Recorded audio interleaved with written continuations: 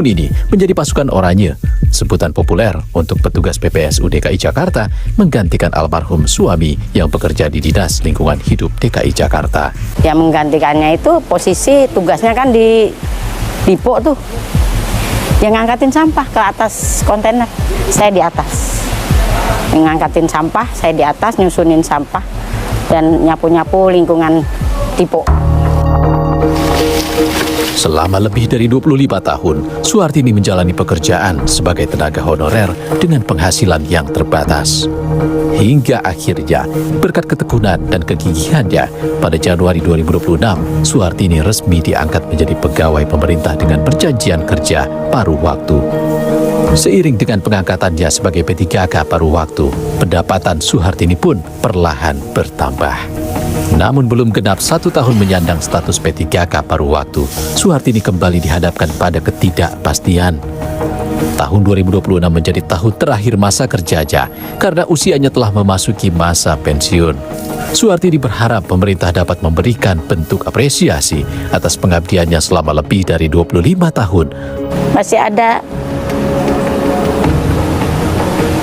inilah istilahnya harapan untuk apa dikasih untuk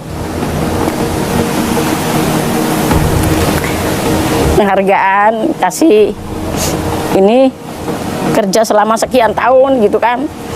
Ya syukur-syukur ada kayak dapat pensiun, itu sih harapan namanya manusia ya pengen lah seperti itu gitu. Kesejahteraan pegawai pemerintah dengan perjanjian kerja atau P3K tidak hanya menyangkut mereka yang masih aktif bekerja.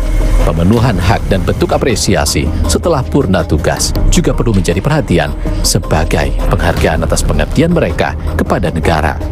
Peso, pria berusia 58 tahun asal Kalideres, Jakarta Barat, pernah mengabdi di Dinas Lingkungan Hidup sebagai petugas kebersihan. Perjalanan pengabdiannya sebagai petugas kebersihan cukup panjang. Saya di tahun 89 itu menjadi kuli angkut sampah ke mobil, Pak. Sampai tahun 2003 saya baru bawa kendaraan.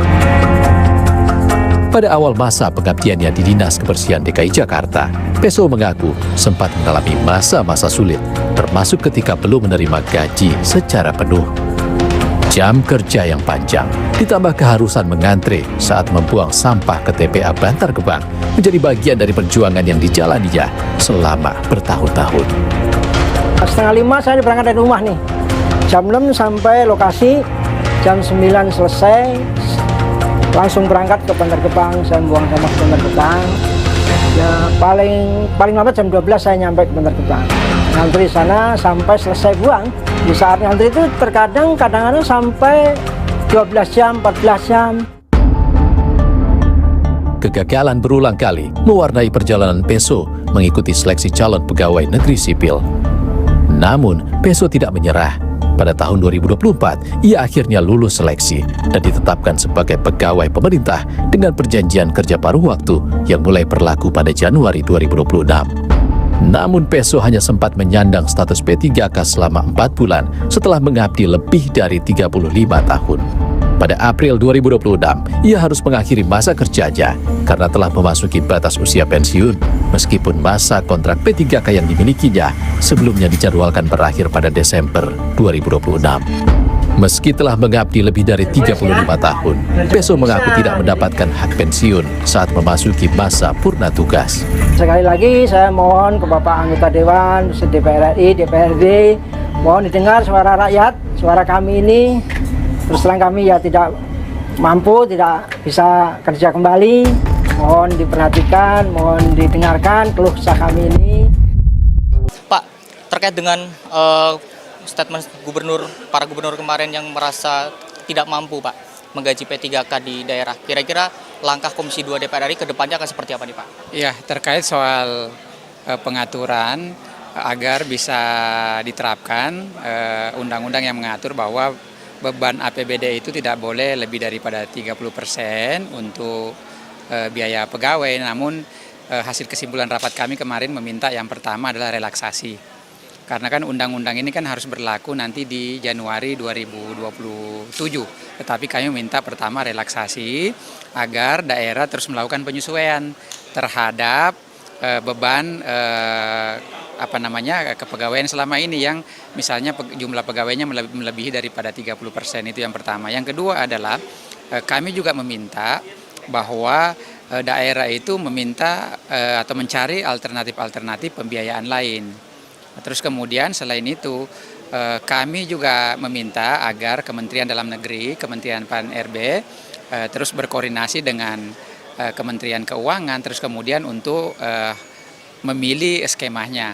Skema yang ditempuh sebenarnya banyak, karena kan ada juga daerah-daerah yang memang sama sekali tidak sanggup untuk membayar P3K dengan beban kepegawaian, tetapi di beberapa tempat juga ada juga daerah yang sanggup, dan maka dari itu kita harus lakukan terus koordinasi percepatan. Dan kalau kami di Komisi 2 kami justru meminta juga harus misalnya harus ada yang didahulukan, misalnya terutama tenaga nakes itu dan guru-guru. Kenapa? Karena kalau guru sama nakes ini kan sangat dibutuhkan, terutama daerah-daerah pedalaman. Maka dari itu kami juga menyimpulkan kemarin, ini baru menawarkan ya kepada pemerintah melalui Kementerian Dalam Negeri dan PAN-RB bahwa boleh nggak nakes ini sama guru ini ditanggung oleh APBN. Nah, ini yang sedang kita lagi pengen bicarakan di antara Kementerian Dalam Negeri, Kementerian PAN-RB dengan Kementerian Keuangan, supaya ada skema-skema tertentu yang ditempuh. Karena kami juga sudah memutuskan bahwa tidak boleh ada alasan apapun terus kemudian P3K atau paruh waktu ini dirumahkan. Apapun keputusannya maka tidak boleh diambil langkah itu, dan kami sudah memutuskan di Komisi 2. Maka dari itu tentu kami meminta para pemangku kepentingan untuk terus mencari alternatif-alternatif, karena dalam situasi ekonomi seperti ini tidak boleh juga ada PHK, P3K dan paruh waktu. Maka dari itu kita terus akan mencari formula-formula dan alternatif-alternatif lain agar P3K ini dan paruh waktu ini tetap bisa diakomodir. Pak Ketua, Pak Batra, kira-kira apakah perlu ada terkait dengan revisi Undang-Undang ASN kembali atau seperti apa nih Pak? Sebetulnya sih kalau revisi Undang-Undang ASN sampai sejauh ini sih mungkin belum ke arah sana ya. Yang paling penting adalah bagaimana, karena ini sudah diputuskan oleh pemerintah pusat, pengangkatan P3K, begitupun dengan paruh waktu, maka dari itu ya negara harus bertanggung jawab untuk kemudian menanggung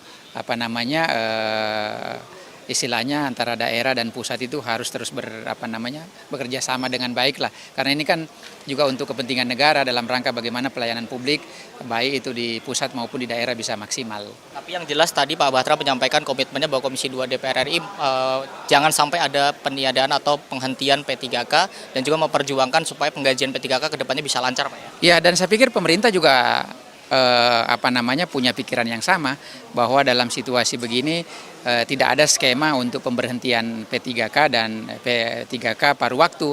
Jadi jangan juga, selama ini kan banyak juga ya membuat isu-isu bahwa ada PHK massal terhadap P3K. Kami sampaikan bahwa itu tidak akan terjadi PHK massal terhadap P3K, dan pemerintah juga sudah menjamin itu. Jangan buat isu-isu di luar bahwa seolah-olah ada pemecatan ataupun misalnya PHK massal terkait soal P3K dan P3K paruh waktu ini.